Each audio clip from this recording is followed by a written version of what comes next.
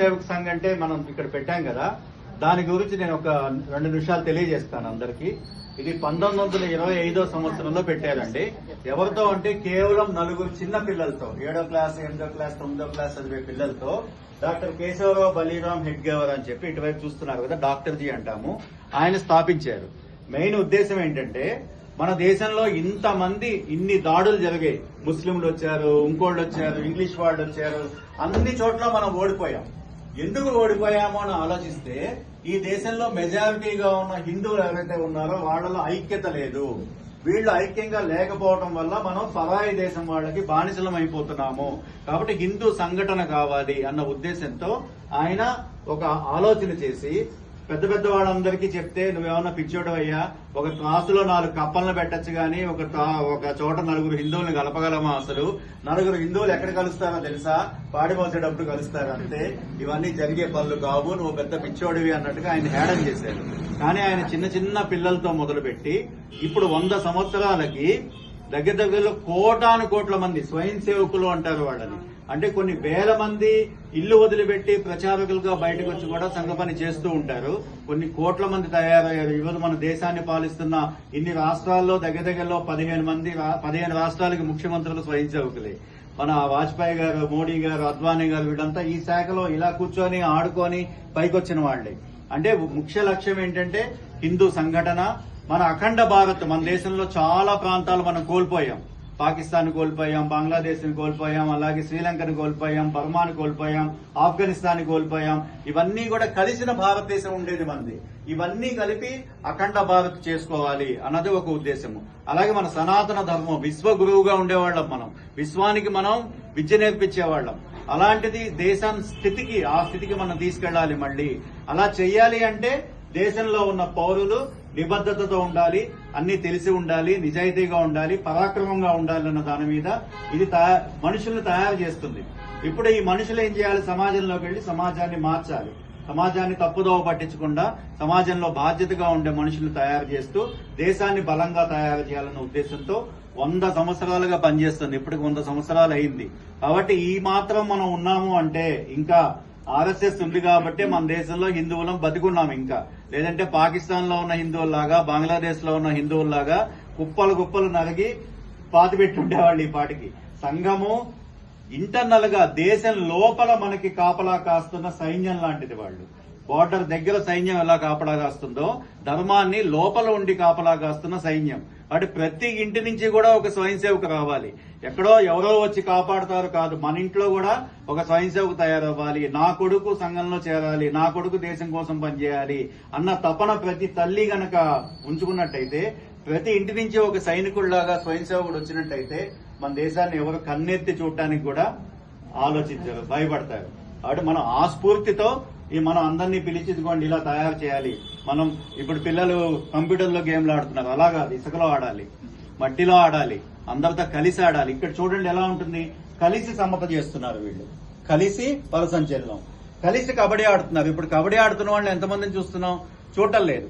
ఎందుకంటే వాళ్ళలో team spirit ఉంటుంది. ఒక మనిషి బయట నుంచి వచ్చినప్పుడు మనం అందరం కలిసి అతను ఎలా పట్టుకోవాలి, మనం అటు వెళ్ళినప్పుడు, కూతకు వెళ్ళినప్పుడు ఎలా బయటికి రావాలి, ఒక యూనిటీ ఉంటుందన్నమాట.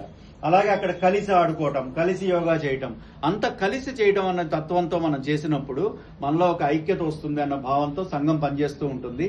కాబట్టి మీ ఇంట్లో చాలా మంది ఇప్పుడు నాతో చెప్తుంటారు, మా అన్న స్వయం సేవకు, మా అన్న శాఖకి వెళ్లేవారు, మా మామయ్య గారు శాఖకి వెళ్లేవారు, అలాగే మా నాన్నగారు శాఖకి వెళ్లేవారు. ఇలా ఒక్కొక్కళ్ళకి ఒక్కొక్క అనుభవాలు చాలా మంది ఉన్నాయి. మా పిల్లలు శాఖకి వెళ్తున్నారు అన్నవాళ్ళు చేయొద్దండి ఒకసారి.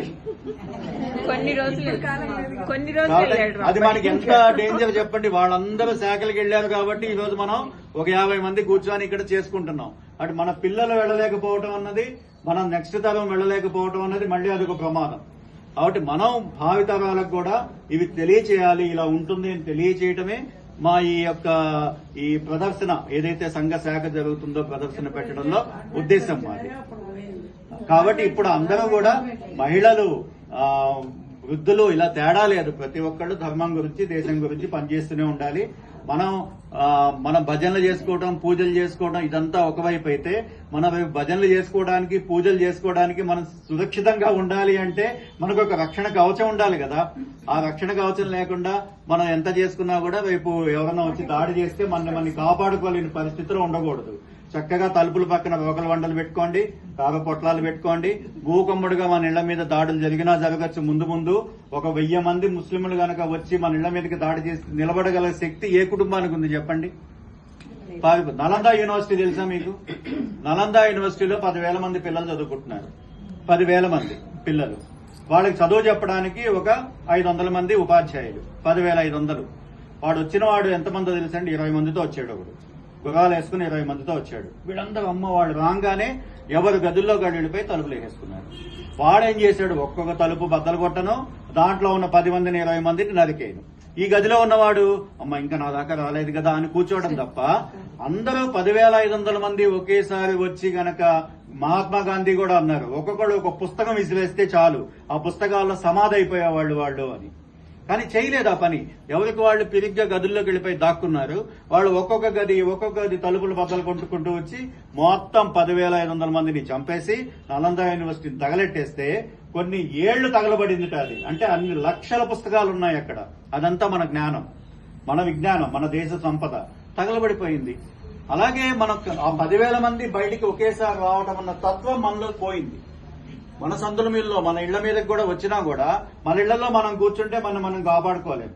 ప్రతి ఒక్కళ్ళు 77 వాళ్ళ దగ్గర నుంచి 7 సంవత్సరాల వయసు ఉన్న వాళ్ళ దగ్గర వరకు కర్రో కత్తో ఏదోటి పట్టుకొని మన ధర్మాన్ని కాపాడుకోవడానికి, దేవాలయాలు కాపాడుకోవడానికి, మనల్ని మనం కాపాడుకోవడానికి సిద్ధంగా ఉన్నప్పుడు మాత్రమే మన ధర్మాన్ని మనం కాపాడుకోగలము.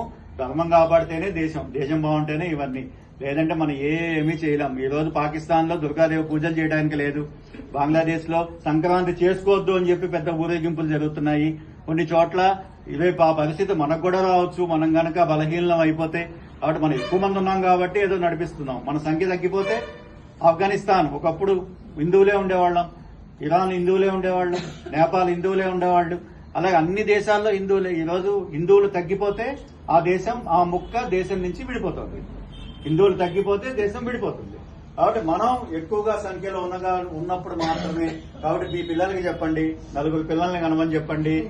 ఓకే, హిందువుల సంఖ్య పెంచాలని చెప్పండి. కాబట్టి ఇవన్నీ కూడా దేశాన్ని కాపాడుకోవడానికి చాలా అవసరమైన విషయాలు. సంఘం గురించి తెలియజెప్పడానికి నేను చెప్పిన దాంట్లో ఒక చిన్న భాగమే చెప్పాను. నేను సంఘం గురించి తెలుసుకోవాలి అంటే అది మహాసముద్రం. వాడి 100 సంవత్సరాలు చేసిన సేవ గాని, త్యాగం గాని అది మనం వెలకట్టలేనిది. దాన్ని తెలుసుకునే ప్రయత్నం కూడా చేసి కొంత మనం ఆచరించే ప్రయత్నం కూడా చేద్దాం. జై శ్రీరామ్.